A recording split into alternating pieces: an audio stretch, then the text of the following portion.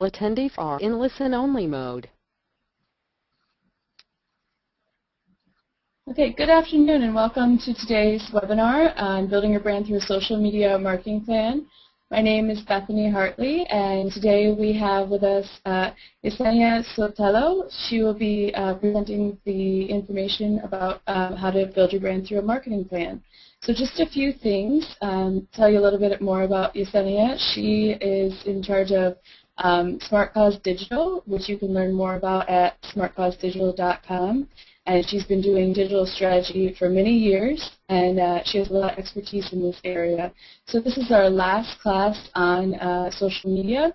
So please enjoy the presentation, and Yesenia, you can take it from here.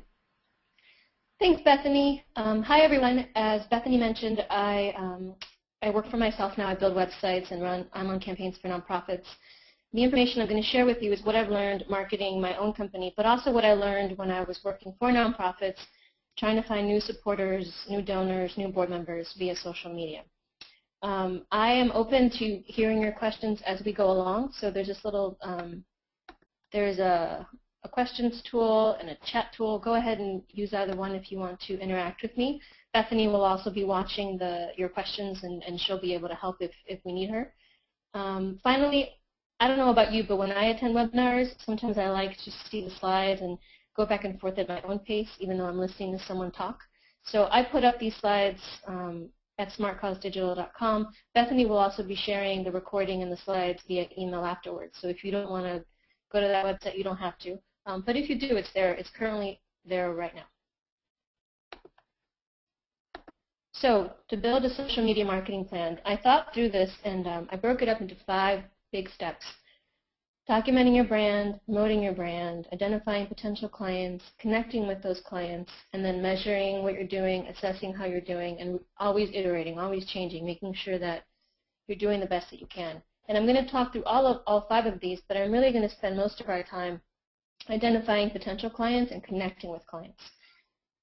And then at the end, after that, I'm going to show you, I made a chart for you to try to help you match social media tools with each of these purposes. And I'm going to talk a little bit about social media marketing data. It's a huge topic. Everyone wants to know what to measure, how to know whether or not you're being successful. So I thought about some ways to think about that I think would be helpful for marketing. So step 1, document your brand. If you're starting from zero, if you're just launching a business, it's important to just document something. You can always come back and change it, but definitely take a moment and write this down. Especially if you're going to go out into social media, it's important to have a cohesive message. It can be an evolving message, but it's good to have some cohesion to bring all of it together to give you some guidance as you're starting. So think about this statement, I blank or we blank, that's what we do, for, who we do it for, and by is how. And really when you're putting this statement together, think a lot about that last part. For example, at Smart Cause, I've discovered that most of my clients are women, and at first I didn't understand why. But I realized that in my statement, it's I build websites for nonprofits by focusing on mission. And a lot of people who build websites really are interested and focused on the technology. I think the technology is pretty cool, but I think my clients care more about the mission and want me to care about the mission. And I think that's one of the ways that clients find me, and one of the ways that I try to market myself is by talking about mission, fundraising, campaigns, the things that matter to my clients. So when you make your statement, think about that last part. The other key thing here as we're building a social media marketing plan is keywords. So you heard me mention nonprofit already like probably 5 times. That's a huge keyword for me. Website, another huge keyword. Fundraising, a big keyword. So as you're creating these materials, start keeping a list of keywords. You can always change it as you go. Maybe you thought you were going to be doing fundraising, but maybe it didn't work out. So as long as you're keeping a list of keywords, it'll help you with your research, it'll help you with creating content, it'll help you with finding users, and you can always add and remove as you go along. So another key step to documenting your brand is just start to research what other people are doing and where you fit in. So for example, start Googling, always. Check out LinkedIn. If I were looking on LinkedIn, I'd go and I'd search for nonprofit websites. But maybe if I was starting a green dry cleaners, I'd go and I'd look on LinkedIn to see who else is a professional in that area. search on Twitter, search on niche forums. One of the other reasons it's important to search what other people are doing is those keywords. So here I've given you a screenshot. This is from Google's keyword tool. To find it, you just Google keyword tool. And what it does is it lets you enter a website. In this screenshot, I entered my website. And it gives you a list of keywords. And the keywords are based on a combination of the content of the website, but also keywords that people are searching for. And it shows you how popular they are. And so you want to try to figure out, what are people searching for? Apparently, people are searching the term graphic design designers, which is not something I would have thought for myself, but it's good to know that it's apparently a popular search term, and that when I create content, maybe I should throw in those words, graphic design or graphic designers, more often than I thought before. Also, as you're doing your research, take note of thought leaders that you find in your area of expertise and keep a list of them, because you want to go back to them to see how they're doing what they're doing, what's working on their campaigns, what's not working, what keywords they're using. I'll talk to you a little bit later about hashtags, but you'll want to keep an eye on these people to use them as a launching pad for your own marketing. And then research yourself. If you have Google Analytics on your website, check out the search engine keywords and top pages. If you've never used Google Analytics, search on YouTube. There's tons of tutorials out there. It's a free service. It's invaluable to get that data from your website. On LinkedIn, what's really cool is to see how people are endorsing you. And I wanted to show you real quick. So here on LinkedIn, in the right-hand column of your profile, see who else has been viewed, and go to their pages and see what kind of keywords are being used there. Because those are the same kind of keywords that you want to use on your own profile. There's also this new endorsements feature on LinkedIn, and check out those keywords. I've been getting a couple of keyword endorsements for words I had no idea that I was associated with, and it's been good to realize that maybe I should tweak what I'm saying to accommodate what people think I'm about. On Twitter, when you're researching yourself, see what lists you're a member of, what the names of those lists are. Hopefully the names of these lists are matching some of those keywords. You might find some keywords in here that you were surprised about. I work in Drupal, but I didn't realize that I had actually made it onto a list called Drupal, so that was pretty cool. Also, go ahead and Google yourself. Be careful when you Google yourself, though. Google's algorithm takes in all kinds of variables into consideration. One of the variables, though, is geographic. So if you're trying to build a nationwide brand, or you're trying to reach clients across the nation, even if you log out of Google, Google will still know you're in the town you're in, the state you're in. So you might get a little bit, your results might be a little skewed, but it's still probably worth doing it. When you Google yourself, always log out. You want to get as clean a result as possible. If you're logged in, Google's going to give you results that are tailored to you, and you really want to see what your potential clients are seeing when they Google. Finally, you can always check out Klout to see what topics Klout thinks you're an expert in. Take it with a grain of salt, though. Klout's algorithm is definitely still evolving, and there's some topics in there that are not quite right. But it's a good place to just get a little bit of research. One tip here, when you're promoting content on social media, it's really great to try to get as much analytics data out of your efforts. So if you haven't heard of Bitly yet, check it out. The URL is bit.ly. Let me show it to you. It's a free service. If you sign up for an account, then you can go to bit.ly.com, take a really long URL, paste it in. It'll give you back something very short. I'll show you a sample later. And in addition to giving you a shorter link that you can use in your social media posts, it also lets you know how many people have been clicking on those posts. So you'll be able to see, what days people are more active on social media, what specific post was popular on that day, who is looking at it, where they're from, all that good stuff.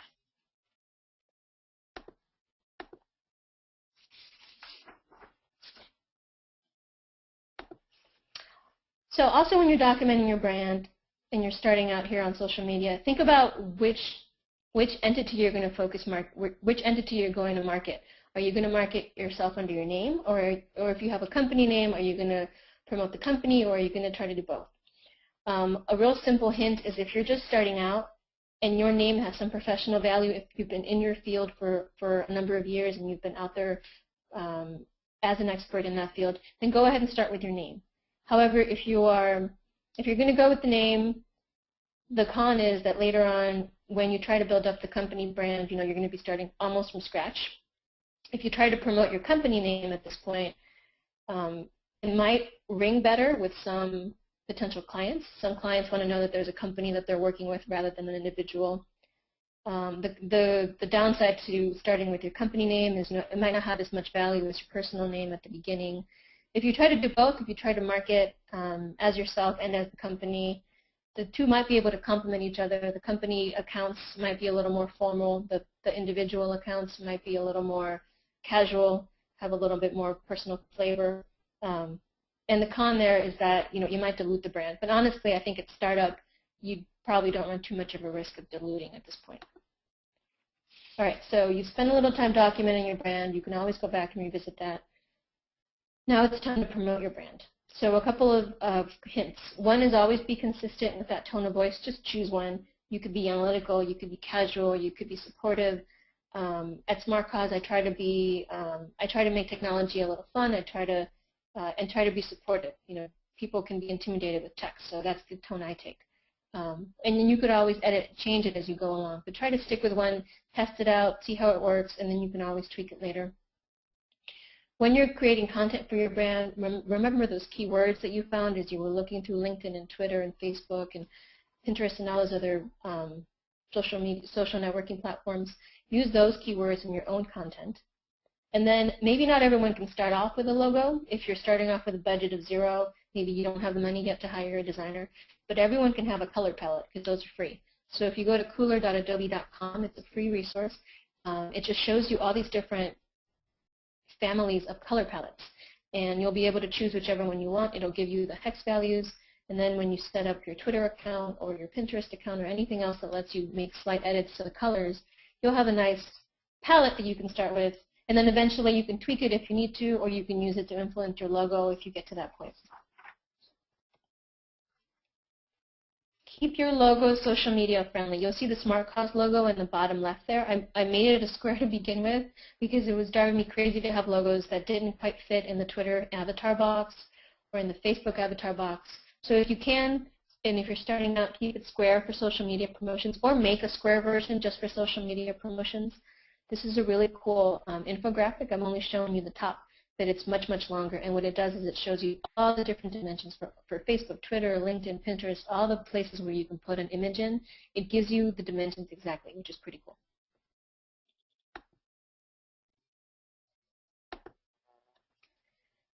All right, so when you're promoting your brand, make sure to position yourself as an expert, and there's two main ways to do this. You're creating content and you're curating content. So creating content is going to be more valuable. It's going to be reusable. It's going to be long-term for you. It's going to be great for search engine optimization. But of course, it's going to take more time.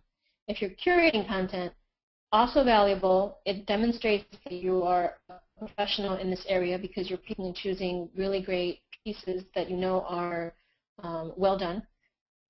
And it's going to take up less of your time as you go along because you'll set up the system to do this. And we'll talk a little bit later about listening dashboards. You'll set up a system to do this, and you'll be able to put out content without having to do as much work. So when I talk about content for creating or curating content, I'm talking about articles. That could be it could be a blog post. It could be a formal article in a print magazine or something like that. It could be a presentation. So like this one, I posted this on my website. Any presentation you create, you should post somewhere, and I'll show you a place to post it. If you don't have a website, I'll show you a place where you can post presentations. It could be infographics. If you need to find a tool to make infographics, I'm sorry I didn't include it here, but there's one called PictoChart, P-I-K-T-O, PictoChart.com. It's free to try, and you can try to make infographics if you want. Videos, you can always do like a personal explanation of something on YouTube if you want. And of course, podcasts is another way to create content. Curating content, I mean, it's a Twitter feed where you just link out to all the great blogs that you're reading. It's a Pinterest board where you pin lots of different articles that you found interesting. It could even be, you could even do it on Facebook if you're just posting links to your page. So I'll show you a little bit later a social media chart that I have that will help you see which tools are better for which purposes. And as you're promoting your brand, create some standard messages that you can use and reuse. Make sure you have one that says what you do. Make sure you have one that says who you are. And make sure you have one that says how to contact you. If you have a website, if you have a Facebook page, always try to drive these messages back to your home base, whatever that may be, whether it's your website, your Facebook page, your LinkedIn profile, whatever it may be. Always try to link back. You want people to come back and see everything else that you have to say. And create a couple of different lengths of messages here. Keep one short so you can use it on Twitter or anywhere that has a limited character limit. And then, of course, a longer one that you can use elsewhere. Also, as you're promoting your brand in general, keep a balance between the promotional messages and the content messages. So a rule of thumb I like to use is one promotional message is just straight out, this is what we do, here's our website. And throw that in for every 9 messages where I'm just promoting other things. You know, here's a nonprofit webinar that someone else is doing. You can also use some applications to help you schedule these posts. I'll show you a little bit later, but there's a lot of ways that you can save yourself time. And these same tools often give you analytics, and that's always important to be able to see which of these messages is working, and maybe you'll want to tweak them as you go along. All right, so we've documented our brand, we've promoted our brand, and now we're going to start to identify clients. And this is where we spend a lot of our time with our social media marketing plan. So I've divided up our identifying clients into 4 main groups. Users, we're going to identify users. Hashtags, we're going to identify hashtags. And then we're going to identify people through affinity groups. Those are the professional groups that you're already a member of, and then discussion groups. So here's users. First, identify influencers. Again, you want to know what they're doing, what the keywords are, what the popular trends are, what are the new emerging thought leaders in the area. And you can identify influencers through their follower accounts, whether they're on a lot of lists, either on Twitter or they're members of a lot of LinkedIn groups, whether their stream is full of great professional content, even whether they have a high cloud score. And I wanted to show you on Twitter. I searched nonprofit technology, and I'm able to see all these awesome names. And actually, Twitter is helping me because it's sorting these people by thought leaders. So I know that these people are all thought leaders. You'll see the verified. If I went through and clicked on any of them, I would see that they have tons of followers. They're on tons of lists. So find these people and follow them. Now, to find individual users who maybe might be potential clients, you can use keyword searches to find them. A lot of them might be asking questions in the areas in which you are an expert. So set up searches. I'll show you in a minute. Set up searches to find people that are asking questions. Answer their questions if you can. If anyone contacts you, do a little bit of research on them. If you're using Gmail or Google Apps in general, there's a really cool tool called Reportive. It's a plugin for Gmail. And what it does is anytime someone emails you, it shows you in the right-hand sidebar their social media information. So you can do a little bit more research on them. So you'll be able to see their LinkedIn. You know, by default right now, Gmail is showing you people's photo, but it's not showing you this extra stuff on the bottom, like LinkedIn. So it's a free plugin you can get for Gmail. And then if you're looking for users, here's one. I searched Twitter for hashtag NPTech, which stands for Nonprofit Tech, and we see all these names. And so I would be able to click on any of these people and try to find out who they are. I don't know all of them, so it's definitely worth checking them out.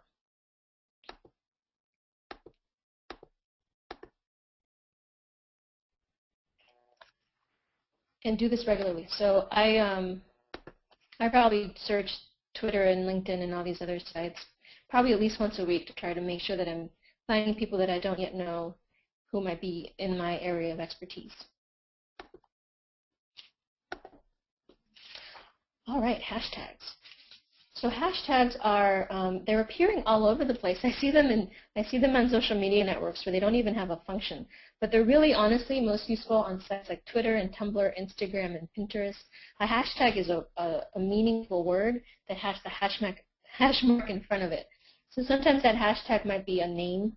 It might be, for example, the word mobile for mobile phones or mobile technology. Hashtag mobile, that might be one. Sometimes it's an acronym. So the name of an organization, for example, I'm a member of the Young Nonprofit Professionals Network, YNPN. Hashtag YNPN is used. And then sometimes it's an event tag. So I'm going to the Nonprofit Technology Conference next year. The hashtag is already active. It's hashtag 13NTC. So those are hashtags. And on Twitter, Tumblr, Instagram, Pinterest, this is the way you can find content in the same topic area. So NPTech is the hashtag I use for almost everything I post. It stands for nonprofit tech. And if I search that hashtag, I'll see other people that are posting other people's content in that same thread. And it works the same on Tumblr. If you tumble something and you tag it NPTech, then you could click on that hashtag and all of a sudden you would see other people's Tumblr posts that have been tagged that way as well. So for hashtags, look at the hashtags that your influencers that you found, what hashtags they're using. Look for hashtags that your target audiences are using. If you're not sure what the hashtag means, because sometimes they're gobbledygook, go to hashtags.org and enter the hashtag, and you should be able to see a little bit of information about them. All the really popular ones have been around long enough that they have an entry on hashtags.org. My favorite way to find people lately is conference hashtags, chat hashtags, and event hashtags. So conference hashtags, as I mentioned, 13NTC is a conference hashtag for a conference coming up in April.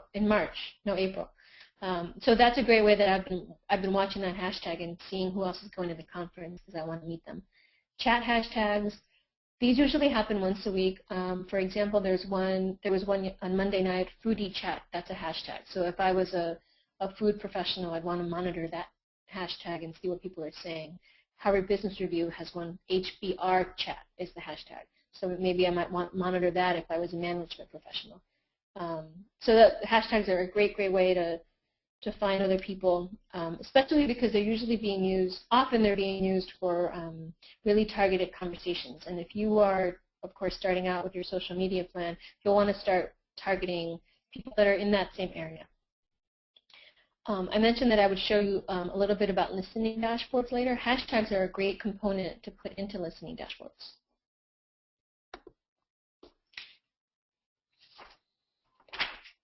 All right, affinity groups. So start off with the online presence of organizations that you already belong to. I mentioned N10, and I wanted to show you there. Here we go.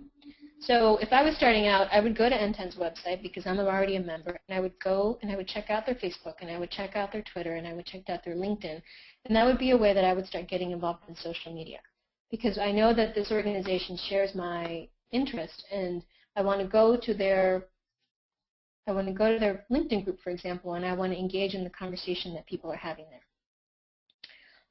I would also check out the groups that my colleagues are members of. So a lot of times I'll go on LinkedIn, and if I find someone awesome, I'll scroll all the way down on their profile and see what groups they're a member of, and then go and check those out. And then finally, I mentioned that sometimes professional group names also become hashtags. So it's good to go to the websites of the professional groups that you're already a member of or that you know of, check out their social media links, and see what hashtags they've created for themselves so that you can follow along with what other members of that community are saying. And then finally, discussion groups. These are very similar to affinity groups, except they're a lot more informal. So they're not necessarily associated with an organization. They're just informally gathered, but they still generally have a theme. So these are really popular on LinkedIn. There's a lot of these. These are the ones I'm a member of. It's important to understand that they're not regulated. There's no professional organization behind them. So the conversation might be a little off. Here it might be really popular this month. It might kind of fade away next month. I always look for the number of active people. That's always key because a group might have a lot of people as members, but they might not actually be having a discussion. And it's also useful if there's a moderator that's sort of managing the conversation. When I subscribe to these, I always set them on digest because otherwise, if I subscribe to every single message that they post, I might never get anything done ever again. But they're really important because what I've noticed about discussion groups with social media, the informal ones, is that the people who are joining them join with a reason and a question. So, for example, if it's a nonprofit technology discussion group, the person who joined it is seeking out some resources. And when they join, they usually ask a question. And that's a really great moment for me as an expert to be able to help someone in potentially identifying the client. So they do have their place in the marketing plan. All right, listening dashboards. So listening dashboards, let me show you. This is an example of a listening dashboard. It is a place where you take all of this information. You can add hashtags. So maybe I would add the 13NTC hashtag feed from Twitter so I could see all the posts. You would add your name. So I would set up a Google alert for my name or my business name or my URL, and I would put the feed into my listening dashboard. Relevant keywords. So maybe I would set up a search for a nonprofit website. Names of my clients. I want to see how they're doing, what they're doing, maybe how I can help them even more. The names of my competitors. That's a really good one. And maybe I would even add social media streams from some influencers. So like the N10 organization, maybe I would add their stream to my listening dashboard. And what you're trying to do here is you're trying to save yourself some time, first of all, and you're trying to make it so that you can come to one place and start to see trends and also be able to quickly pick out what content you might want to promote on your social media, where some gaps are. Maybe you see a lot of questions. For example, I was seeing a lot of questions about the difference between WordPress and Drupal. So tomorrow I'm giving a webinar about WordPress versus Drupal, and it's a great acquisition device. I've got 60-some nonprofits signed up, many of whom I don't know, and it was a great idea that I got for monitoring all the social media conversations.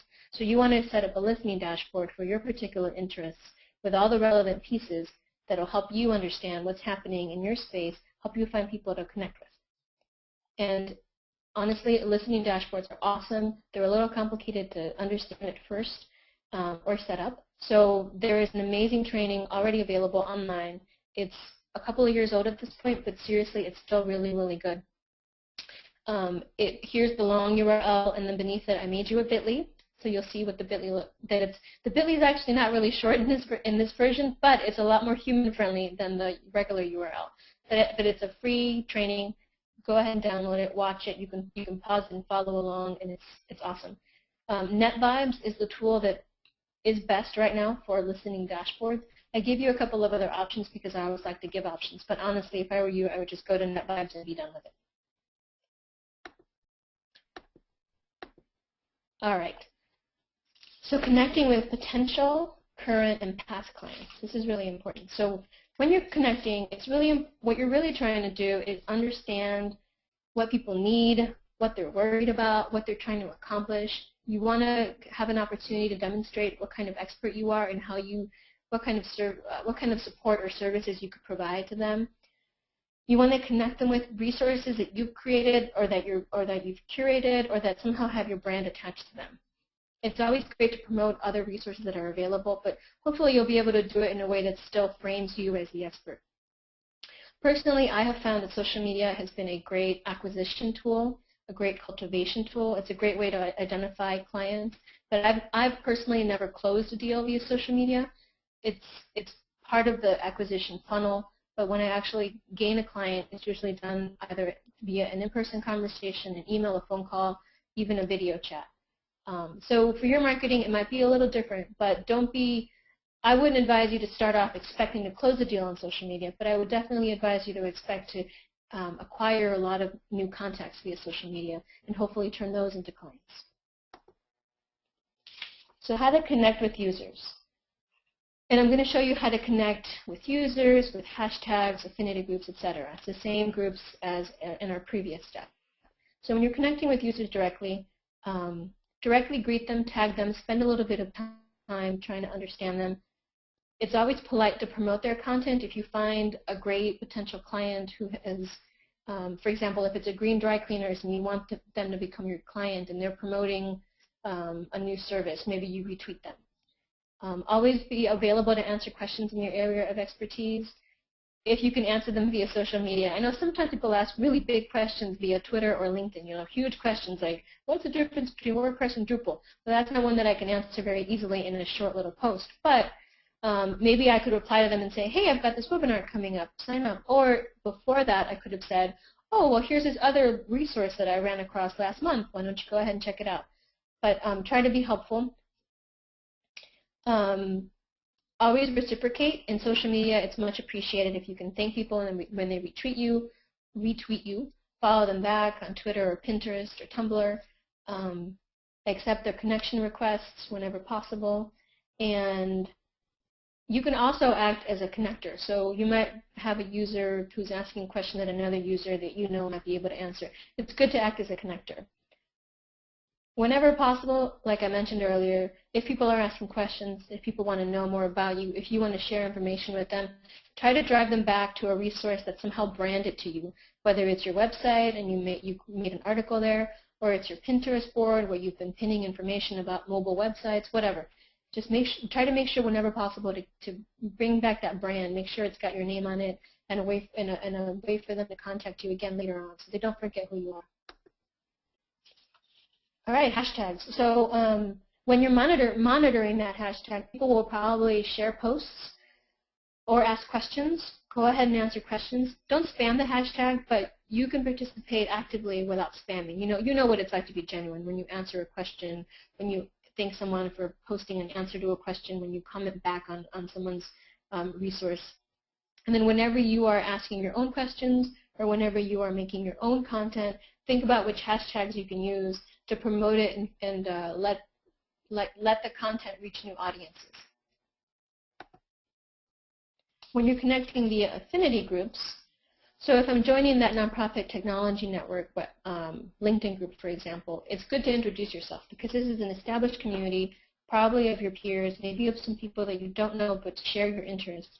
So go ahead and introduce yourself. Post some of those messages that we've created in the promoting your brand step. Ask a question when you introduce yourself. Hey, I just joined the N10 LinkedIn group. I'm really interested in learning more about finance software. And it'd be great if, and then people will answer and you'll be able to engage with them. Answer questions whenever possible, of course. Share any resources that you have, or when the group itself creates resources. N10, for example, when it creates, it does a lot of research reports about nonprofit data. So when they post reports, I'm always happy to retweet them or repost it or somehow promote that to others because it's goodwill for me in my field, but it's also positioning myself again as an expert. I'm curating content in the area of interest that appeals to my target audiences. Finally, when you're creating or promoting content for this affinity group, try to target it specifically to them. So again, I'm giving a webinar tomorrow about WordPress versus Drupal, and most of the time I was promoting that webinar to really technical audiences. But I think fundraisers and communicators really care about what their websites do for nonprofits.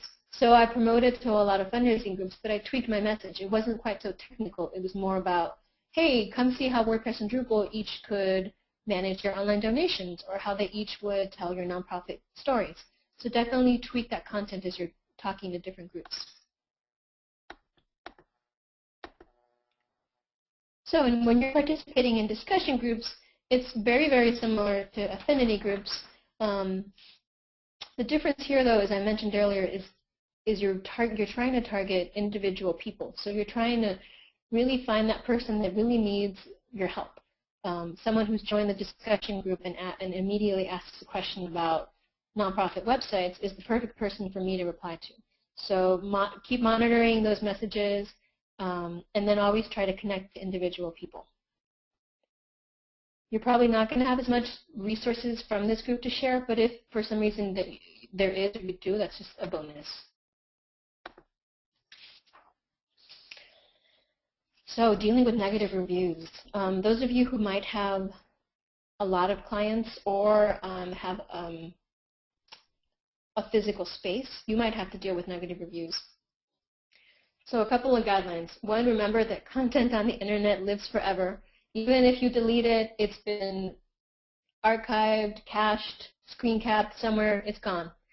So keep your tone neutral, even when you're privately exchanging. If it's a private email message, it's a private LinkedIn message, it's a private DM, keep it neutral because that could always become public. Private means nothing. It will always become public.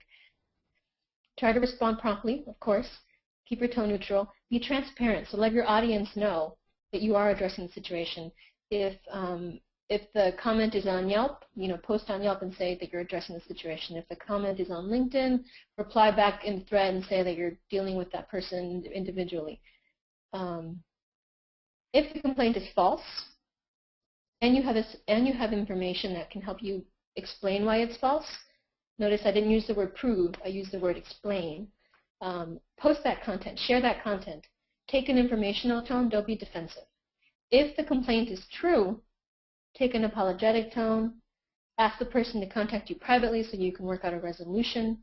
And once you've come to some conclusion, make sure to come back and update your community, update your Facebook page, update your LinkedIn page, wherever that comment was first posted, update it and say that you have resolved the situation. There are going to be some people who just want to say hurtful things. They just want to spread false information. That's just, I don't know why they do it, but that's just how they behave. So once you realize that a person like that is spreading false or negative information, well, understand that you can't do anything about them, but it's important to share the good information about you in the same space. So I used to work for a PR firm, and one of our nonprofit clients had a troll who actually would go on the LinkedIn forums and say terrible things about the organization and say that the organization's work was actually a failure and just misstate information. And so once we realized that this person really just wanted to share bad energy, we stopped replying to her, and instead we started posting testimonials that we already had about the organization and what the good work that it was doing. And then, thank God, other clients of the nonprofit, people who had received services, they started posting their own good testimonials on LinkedIn, coming to the defense of the nonprofit. So, once you figure that out, it's really just best to ignore them, let them die down, let them move on to somewhere else, and just keep sharing your good information to replace what those people are saying. Another way to connect with clients is to create an online portfolio of past clients, and this is really neat. Always ask for permission first, though. Most people will say yes, but you never know. It's always nice to be asked, and you'll never know. They might have a reason not to want to be included. Include some descriptions when you're creating an online portfolio. Explain what your business did for this client. Whenever possible, if it's achievable, share some multimedia content, a picture, even a screenshot. If there's audio or video, even better. But just give your potential clients something to see and react to. And there's all kinds of different ways you can create online portfolios. On Twitter, it could be just a list that say our clients. On Pinterest, obviously, it could be a beautiful Pinterest board. I love Pinterest for online portfolios. On LinkedIn, if you have a company page, you could update your about messaging or your services messaging to talk about your specific clients, or you could link out to a page on your website. If you're even more informal on LinkedIn, you could even just make a post and say, here's a great client story, and just keep updating that post. Finally, on Facebook, it could be a photo album. That would be a great way to do a portfolio. And if you have any questions, go ahead and send them in. I'm starting to wrap up here, so we'll have some time to chat. I wanted to show you a chart to try to help you connect social media tools to purposes here. So I grouped our conversation into promoting your brand, identifying potential clients, and connecting with clients. I also wanted to show you some tools that were really great for analytics. And then under promoting clients, I wanted to show you curating content versus creating content. And then under Connect with Clients, I wanted to show you some tools to schedule posts. So again, Bethany will send you these slides, so you'll have a nice big version of, or a bigger version of this. But this is a list of a bunch of tools and ways that they can each help you out. And if you're just starting out, if this is a new way that you're starting to market yourself, well, maybe you would just start from the left and keep moving to the right. You start promoting your brand, you move to curating, creating, identifying clients, et cetera, et cetera. Or you can pick and choose, it's up to you. But quickly, I wanted to walk you through each of these tools. So Bitly I showed you earlier, it's a way that you can take really long URLs and turn them into short ones for use in social media, and it shows you analytics so you can see who clicked on different kinds of links. Buffer, I use Buffer all the time. It's free to try. Buffer lets you schedule your content on different social media sites throughout the day. What I really like about it, though, is it's a little bit of a random schedule, so it doesn't feel like it's scheduled. I don't think many of my followers know that I'm scheduling these things because it'll show up at like 12:43 p.m. All of a sudden there'll be an update. So it also lets me see. It also integrates with Bitly, so I can see a lot of analytics about what topics are really popular. Facebook, obviously you know. Flickr is for photos. Foursquare is a geolocation service that's becoming more popular. If you have a retail location of any kind, it's really great to be on Foursquare. People are checking in, and they're also putting photos in there about your location. They're putting in reviews, and they're leaving tips. So there's a ice cream parlor in my neighborhood, and I left a tip that Wednesdays is 10% off. So it's those kinds of things that you want to make sure that you know about your retail customers if you have a location. Google Plus, still an emerging network. I know that not everyone knows how to use it or what to do with it. One thing I have realized, though, is everyone loves Google Hangout, which is part of Google Plus. So I think there's a lot to be said here for potentially promoting your brand. If you ever decide to do like a test webinar, or maybe you just have a little informal Google Hangout and you're sharing information, that might be a good place to start. Hootsuite is kind of like Buffer, but Hootsuite is much better. Hootsuite is a whole social media like mega board tool. It has analytics. It lets you schedule posts. You can have all kinds of different accounts, Facebook and Twitter, and different lists. It's pretty epic. I think it's free to try. It definitely costs money once you want some of the advanced features. Instagram, the social media darling of the last year or so, is a photo sharing tool. LinkedIn, obviously the professional network. Pingraphy goes with Pinterest. So Pinterest I love, and I hope all of you do too. Pingraphy is a tool that lets you schedule your pins and see analytics for your pins. So tools like Hootsuite and Buffer, they're good with Facebook and Twitter, but they're not quite there with Pinterest yet. That's why there's Pingraphy, which will help you manage your Pinterest account. And now that you can have a business account on Pinterest, I think it's even more important to get something like Pingraphy. SpeakerDeck is a really cool site where you can embed your presentations.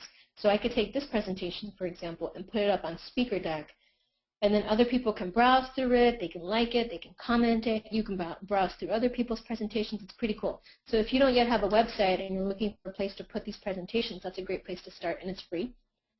Tumblr, it's a microblogging platform. It's often used for really fun things like, funny lolcats, but I could see it being used for a client portfolio, or if you just wanted a place to start a really simple blog where every day or two you jot down some ideas about your professional expertise. That would be a great place to start with Tumblr.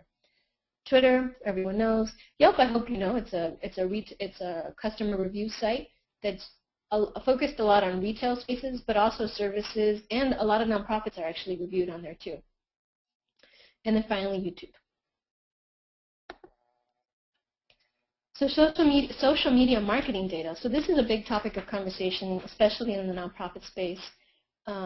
We're doing all this work. How do we know if we're being successful? How do we know where to tweak and what to change? I think it's important to break these metrics up into two main categories. These are not my original ideas. I'm sorry I forgot to cite the person whose idea this was, but he divides them up into amplification and conversation. So amplification is the total audience, potential audience that you can reach with what you have now on social media. So that might include all of your Twitter followers, all of your LinkedIn connections, everyone subscribed to your email marketing, all your board followers on Pinterest. What's the size of that potential audience? And keep measuring that to see how it changes. Is it growing? Is it getting smaller? Is your Twitter following getting bigger, but your Pinterest followers are getting smaller? What's happening there? And then conversation. So that's who are you actually interacting with. Just because you have 3,000 Twitter followers doesn't mean you talk to 3,000 people a day. How many people are retweeting you? You're retweeting them. They're mentioning you. You're mentioning them. You're actually liking or commenting on each other's LinkedIn posts. People are chatting with you on Facebook. Who are you actually touching? And this parallels, a sales funnel or an acquisition funnel in nonprofit marketing and nonprofit fundraising. What's the list of that donor list size? What are the number of actual donors? Who is coming back to you over and over again? So it's important to try to break these two your data up into these two big categories so you can start to see some trends. It's also important to start to measure your analytics. So as soon as you can, just start. Even if you start from zero, that's okay. It's important to start to see what your trends are. This could be its own webinar of its own. So I went out and I found a Mashable post with some really neat spreadsheets that are a good place for you to just get started to start to track this data. So for example, with SmartCause, I would track the number of people visiting the site, what the keywords were, what the Twitter following is like, how many retweets I got, things like that. And so my spreadsheet would look very different from your spreadsheet. But if you go to this post on Mashable, you'll see a couple of examples of places where you can start to create your own spreadsheet. Finally, we're going to assess and we're going to iterate. So assess. Always check out those keywords and see what's changing. For example, in my field, all of a sudden everyone is asking me about responsive websites, and they probably didn't know what a responsive website was 12 months ago. But now it's important. Now it's an important keyword that people want to know, that people want content about. So I should be using those keywords in my own content. When you're looking at your analytics, see how users are finding you. See how maybe your brand is changing. You know, I didn't realize that I was getting tagged with the word Drupal. It's great. I'm really happy about it. Maybe I need to create more content that's just about Drupal. And then determine which of your content is popular. Check out those Bitly analytics. Check out those Hootsuite analytics. Check out Pingraphy. See what's getting popular. You know, things are seasonal in most of our professions, so maybe you would be able to see what trends are coming, and you would have opportunities to promote some of your seasonal content this way. Finally, iterate. Everything is evolving. You know, like I mentioned, Instagram is the darling of the year. Pinterest is always new. People are always posting more and more content on YouTube. So maybe you start to integrate some of these new tools into your effort. Maybe you try to change the keywords. Maybe you figured out Facebook, so you spend more time on Pinterest. It's always good to go through all of these steps on a regular basis, even if it's once a year. So you go back and you check out the brand and you say, okay, great, that's exactly where my brand should be. Fine, move on, make some new promotional messages and try them out and see how they're working. All right, so that was it for me for now. Again, Bethany will be sharing the slides with you. But if you have any questions, chat them in. Bethany, I don't think I missed any questions. No, the only one, no, I don't, so far, no. Not that I've seen.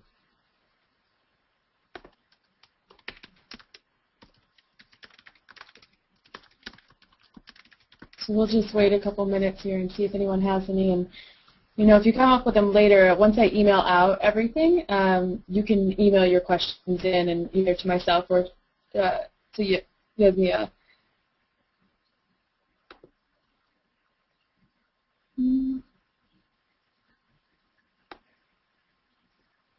This is a really thorough presentation. Thank you so much.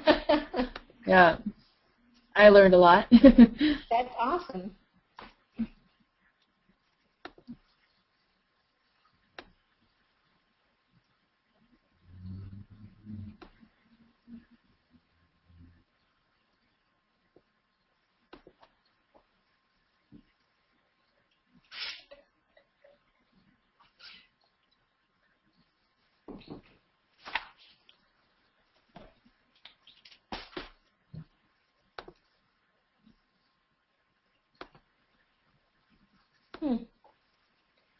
Well, that's a good question. Bethany, do you see that?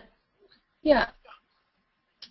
So the question is, which social media site do you think is better for a service company, for example, event planning? So I would think first, you're probably going to be local, right? Because if you're planning events, you're probably planning local events. So it would be good to pick a service where you can target people via location. So there's a couple that I can think of off the top of my head. One is Yelp, of course. Set up your Yelp profile and make sure that there's photos and information about your business and how to reach you. Also Twitter, actually, because Twitter has a way to search geolocation. You can search for tweets within a certain radius of a certain place. So you would be able to find people that maybe are asking for information about event planners. Finally, if you have a specific expertise, let's say you're trying to get into wedding planning or children's party planning or some specific niche, then I would go and I would find the specific forums where those people hang out. So if it's wedding planning, obviously where brides go, obviously Pinterest. If it's children's party planning, you might find some mom communities like at blogher.com or something like that. So yeah, it would be a combination of geographic location services, places where you can find people that live in your area or in the area where you want to promote your services, and then trying to find those niche communities where people are asking each other for recommendations. Great. Okay, the next question is, they say it may be a silly question, but would it be rude to tag all your friends when you first announce the launching of your business? And she mentions that it's a product geared towards people with small children. I think I would tag all my friends who have small children. Yeah. That makes sense. Yeah. Because I don't have any children, so if you and I are friends and you tag me, I'm just going to pat you on the back and that'll be it. I don't, right. What am I going to do with it? Yeah, definitely tag your friends with small children. Trying to think. Also, when you tag them, though, ask them to do something. Because a lot of what I get, it probably happens to you too. Someone will launch, a business, or like a lot of my friends will be launched like a jewelry business, a side business, and they'll just say, oh, I launched this business, and I think to myself, and then what? What do you want me to do? So it'd be nice if when you tag them, you say, hey, can you share this with your, kids' school mom friends, or hey, can you repost this on your own Facebook for Christmas promotion or something like that? Just give me something to do, because you don't want I care about you, obviously, we're friends, but you want to let me know what to do so I can do it quickly and so that your message can keep, promoting itself. Absolutely. And she does mention she's going to offer a discount to those who share the link. Do you think that's a good idea? If I had small children and you offered me a discount, yeah, I think that would be a good idea. Yeah. Just make sure, I would say, to make sure you track who shares the link really well, so you don't leave anybody out. Right. Otherwise, right, exactly. Okay, next question. Do you think company Twitter chats, possibly weekly or monthly, are helpful for businesses to get the word out about your business and show your expertise? I think if you're new, then you should join into other chats. So, for example, if you also asked the event planning question. So, for example, there's the foodie chat. I think there's actually a Chicago foodie chat too. And if I was a restaurateur, maybe I would want to join into that chat. So if I were you, I would be looking for other chats that are either directly related to event planning or tangential. So if it's not event planning, maybe if it's a wedding chat and I want to be a wedding event planner, or if it's, again, mom chat and I want to be a kids party planner, or if it's a corporate event planning that you want to do, maybe you try to find like not a management chat, marketing chat, a local marketing chat. So I wouldn't start a chat of my own, of my company name at the beginning. I would try to join into other chats. Maybe eventually, as I got popular enough and I got to know the community really well, I could branch off into a more specific chat just about my own services.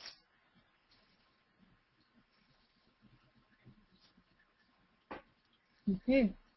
Any other questions?